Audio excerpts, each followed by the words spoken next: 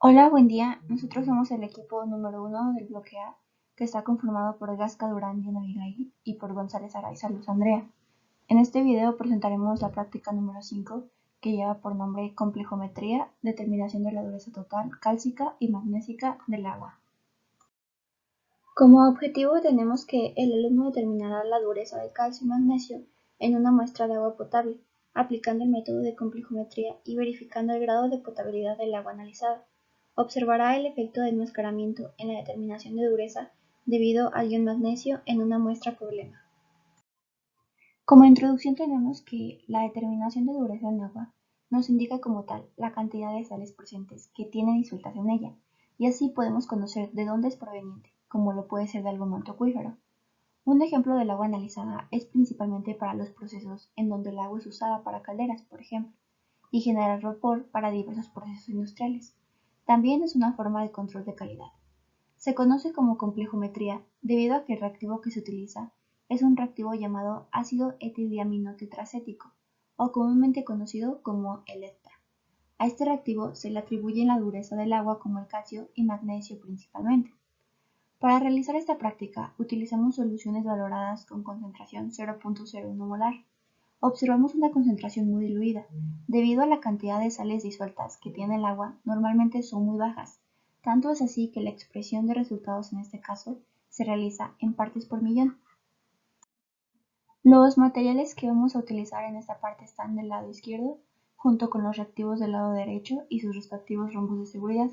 Igual por la parte de abajo tenemos el equipo de seguridad que se necesita para la realización de esta práctica. Para la metodología de la parte 1 y la preparación de diluciones, en el inciso A tenemos la preparación del EDTA al 0.01 molar, en donde se hicieron los cálculos previos que más adelante mostraremos cómo se realizaron para pesar los gramos de EDTA y posteriormente pesar y aforar a 250 mililitros. Después en el inciso B tenemos la disolución del patrón de carbonato de calcio a 0.01 molar, en donde se pesó 0.1 gramos de carbonato de calcio para disolver con 1 mililitro de agua. Después se agregó una gota a gota de cloruro de hidrógeno hasta que reaccione el carbonato de calcio con las gotas de cloruro de hidrógeno. No se agregaron más de 10 gotas, cabe recalcar. En este caso, en esta práctica, fueron 6 y se aforaron a 100 mililitros. En el inciso C, para la disolución estándar de carbonato de calcio a 5 partes por millón, se hicieron los cálculos correspondientes para obtener el volumen de la solución patrón que a continuación presentaremos más adelante, y se diluyó ese volumen y se aforó a 100 mililitros. Para la parte 2 tenemos la valoración de la disolución EDTA, en donde se colocaron 3 alicuotas de 25 mililitros de la disolución patrón primario de carbonato de calcio al 0.01 molar de concentración. Después se agregaron 5 mililitros de disolución amortiguadora de pH de 10 junto con gotas de disolución etanólica de ENT para poder observar un color semirrojizo. Después se valoró con una disolución de EDTA hasta apreciar el vire de color rojo a azul claro. Después de este procedimiento se obtiene el promedio de concentración junto con la desviación estándar. Para la parte 3, en la determinación de la dureza total, en el agua potable se colocaron 50 mililitros de agua de corriente y se midieron 3 alicuotas de 10 mililitros cada una. Después se agregaron 5 mililitros de disolución amortiguadora de pH de 10 y una gota de ENT. Después de este procedimiento se valoró con EDTA para ver el cambio de color de rojo a azul claro. Después se reportaron los cambios y los volúmenes gastados y se reportaron el valor promedio de la dureza total en partes por millón, indicando la desviación estándar. Para la parte 4, que es la dureza debida al ion de calcio, primero obtenemos 200 ml de agua y formamos 3 alicuotas de 50 ml cada una. Después se agrega una lenteja de hidróxido de sodio a cada una de las alicuotas y 100 mg de disolución sólida del indicador Murexida, para después valorar con esta hasta que el viraje cambie de rosa a violeta. Y por último se obtiene el promedio de dureza total en partes por millón junto con la desviación estándar. Y para la parte 5, que es la determinación de dureza total con la adición del estándar, se repite el procedimiento de la parte 3 y de la parte 4, y agregamos a cada una de las alicuotas 10 ml de la disolución estándar de 5 partes por millón del carbonato de calcio. Después se valora con esta hasta que cambie de color y obtenemos el valor promedio de dureza total igual en partes por millón, indicando la desviación estándar. Y por último se comparan los resultados adicionando la disolución estándar y cuando no se adiciona. En los cálculos previos para la parte 1, que es la preparación de disoluciones, en el inciso A nos piden calcular cuántos gramos de estas se necesitan para 250 mililitros de una disolución a 0.01 molar, teniendo la fórmula de la molaridad, que es masa entre peso molecular por volumen en litros. Despejamos la masa y nos queda la molaridad por el peso molecular por el volumen. Sustituimos datos y nos da un resultado de 0.9306 gramos de ETA. Es importante mencionar que esta disolución ya estaba preparada en laboratorio, pero de igual manera es importante obtener los cálculos para saber cómo es que se prepara. En el inciso B, para tener 100 mililitros de una disolución patrón de carbonato de calcio a 0.01 molar, se utiliza la misma fórmula, se despeja, sustituimos datos y tenemos un resultado de 0.11098 gramos de carbonato de calcio. En el inciso C, que es la disolución estándar de carbonato de calcio a 5 partes por millón, pesamos la cantidad antes dicha, acercándonos, en nuestro caso, pesamos 0.1024 gramos de carbonato de calcio. Utilizamos la fórmula para sacar las partes por millón multiplicando por los equivalentes de cloruro de calcio, teniendo 1136.6 partes por millón, para después sacar la estándar a 5 partes por millón, usando la fórmula de concentración 1 por volumen 1 igual a concentración 2 por volumen 2. Despejamos volumen 1 y nos da un resultado aproximadamente de 0.440 mililitros. Aquí se presentan los resultados de la parte 2 de la valoración de la disolución de DTA, en donde en la muestra 1 se gastaron 38 mililitros de DTA, en la segunda muestra 38 mililitros y por último en la tercera 39 mililitros, dándonos como resultado final un color azul claro. Para los cálculos de la parte 2, calculamos la concentración molar de carbonato de calcio, en donde pesamos primero 0.1024 gramos, que fue la medida correspondiente que pesamos. Después lo dividimos entre el peso molecular, que es de 100.08 gramos sobre mol de carbonato de calcio, y lo multiplicamos por la disolución de 0.100 litros. Esto nos dio un resultado de 0.0102 molar. Después, tomando como referencia 25 mililitros por cada alicuota para convertir a milimoles de calcio de carbonato de calcio, multiplicamos la 25 mililitros por la concentración, que es de 0.102 molar. Esto nos da un resultado de 0.255 milimoles. Después, tomando como referencia que un milimol de carbonato de calcio está reaccionando con un milimol de DTA, hacemos la conversión y nos da un resultado de 0.255 milimoles de DTA. Después, para la concentración de cada muestra, sacamos la molaridad, en donde dividimos 0.255 milimoles de EDTA entre el volumen gastado.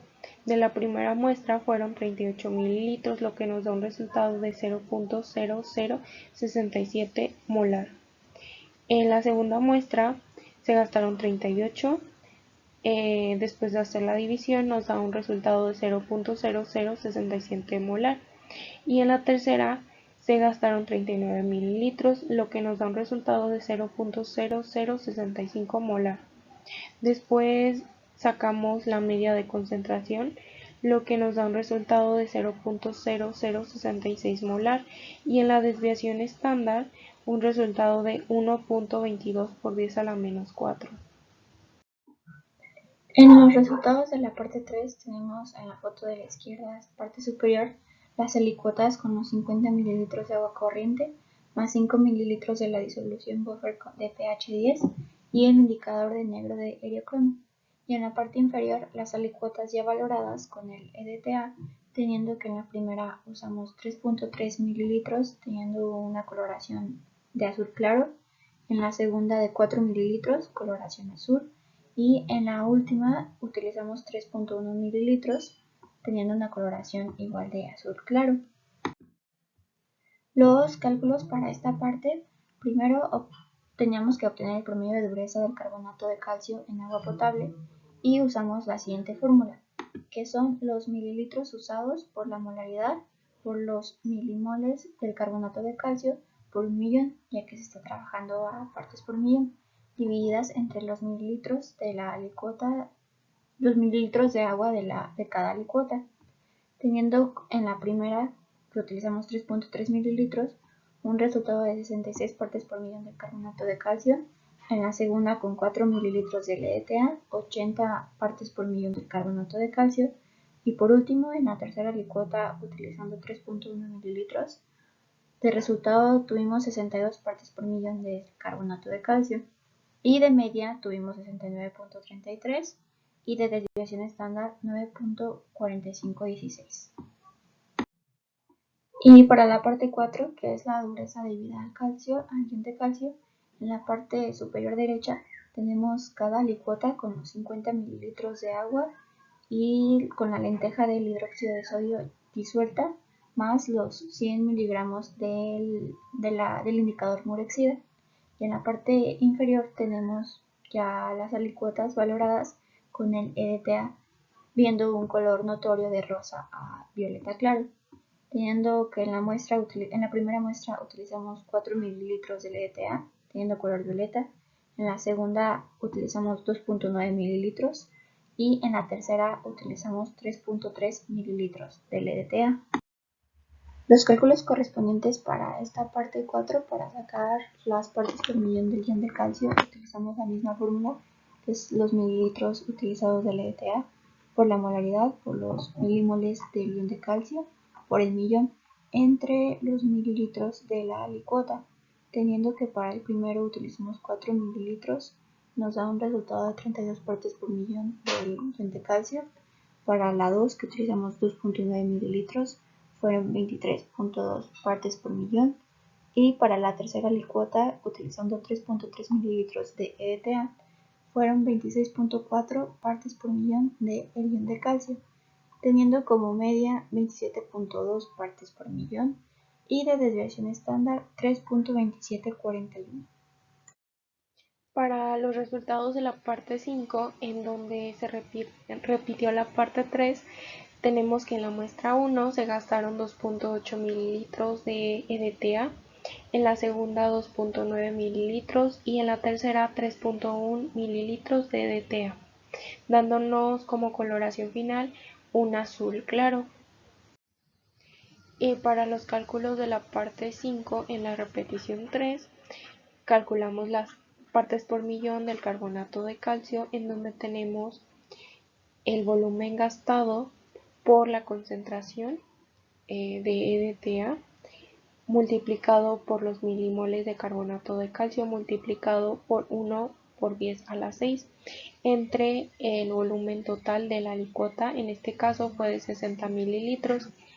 En la primera muestra tenemos 2.8 mililitros gastados por la concentración, que es de 0.01 molar, por 0.1 milimol de carbonato de calcio por 1.1 por 10 a la 6 entre 60 mililitros totales, nos da un resultado de 46.6 partes por millón de carbonato de calcio. En la segunda muestra, haciendo el cálculo, nos da un resultado de 48.3 partes por millón de carbonato de calcio, y en la tercera, en donde se gastó 3.1 mililitros multiplicado por la concentración y los milimoles entre el volumen de la licuota, nos da un resultado de 51.6 partes por millón. Después calculamos la media, en donde nos dio un resultado de 48.83 partes por millón de calcio. Después, en la desviación estándar, nos da un resultado de 2.54. En esta parte 5, que se repite el proceso 4 de la dureza debida al ion de calcio, tenemos en la parte superior derecha las alicuotas con los 50 mililitros de agua corriente, más la lenteja de hidróxido de sodio disuelta, más los 100 miligramos del indicador de Murexida, más los 10 mililitros de la disolución estándar de carbonato de calcio. Y en la parte de abajo ya tenemos las alicuotas valoradas con LDTA, teniendo que en la primera alicuota utilizamos 2.3 mililitros, dándonos una coloración violeta. En la segunda muestra utilizamos 3 mililitros y en la última muestra utilizamos 2.8 mililitros de la disolución de EDTA. Los cálculos correspondientes para esta parte utilizamos la fórmula de los mililitros gastados de EDTA por la molaridad de LDTA por los milimoles de ion de calcio por el millón entre los mililitros de la licuota. En este caso utilizamos 2.3 mililitros, que fueron los mililitros gastados de EDTA para la primera licuota, multiplicado por 0.01 molar por los milimoles, que son 0.04 por el millón, divididos entre los 60 mililitros de la licuota, que son los 50 mililitros de agua a los 10 mililitros de la disolución estándar de carbonato de calcio. Y esto nos da como resultado 15.3 partes por millón de ion de calcio.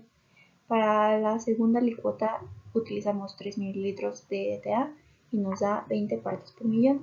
Y para la tercera alicuota utilizamos 2.8 mililitros, dándonos como resultado 18.6 partes por millón, teniendo como promedio 17.92 partes por millón y de desviación estándar 3.4127.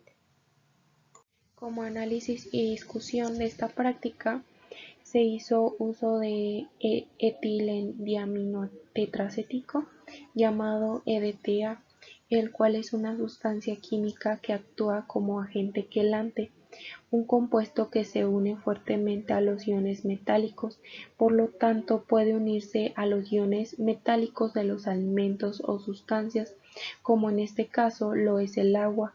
Estos iones pueden ser el calcio o el magnesio. Los agentes quelantes de metales pesados son sustancias que forman complejos fuertes con iones de metales pesados. Estos complejos se denominan quelatos y por lo tanto evitan que estos metales pesados reaccionen. Pero, ¿cómo funcionan los quelantes? Es una sustancia química utilizada para unir iones metálicos. Los agentes quelantes evitan la precipitación al mantener los iones de una forma soluble, hasta que el sólido de tratamiento fluya de regreso de formación durante la limpieza. De igual forma, se utilizó la solución de amonio en la valoración de EDTA para mantener un pH estable durante la titulación. Y otra disolución usada en esta práctica lo fue el Murexide, que ayuda para la detección cuantitativa de metales como la detección y cuantificación del calcio. Para conocer su dureza es a partir de su concentración. A continuación presentamos una tabla donde están determinados En este caso, el tipo de dureza del agua tenemos desde muy suave, que abarca el intervalo de 0 a 15 partes por millón de carbonato de calcio, en, en una dureza suave de 16 a 75 partes por millón, en una dureza media de 76 a 150, una dureza dura de 151 a 300 y muy dura de más de 300 partes por millón de calcio, de carbonato de calcio. Como conclusiones tenemos que la determinación de la dureza de agua se puede utilizar como medida de análisis de la calidad del agua, y esta dureza es de particular interés para el proceso industrial, ya que calentar agua dura puede causar que se precipite el carbonato de calcio y luego obstruir las calderas y las tuberías. El objetivo principal de esta práctica es determinar una dureza. Las muestras de agua se midieron por complejiometría e incluyó compuestos como murexida, que pueden actuar como indicadores por su cambio de color y tienen la capacidad de combinarse con ciertos iones metálicos que causan la dureza del agua, formando quelatos complejos.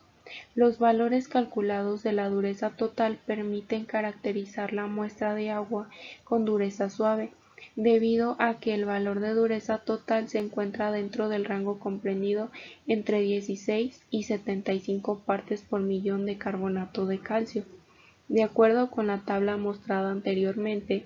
De igual manera, para la concentración de calcio tenemos rangos de 23 a 32 partes por millón, lo que nos indica un agua suave. En el caso de la determinación de dureza de magnesio, nos permitió determinarla a partir de la dureza total y de calcio.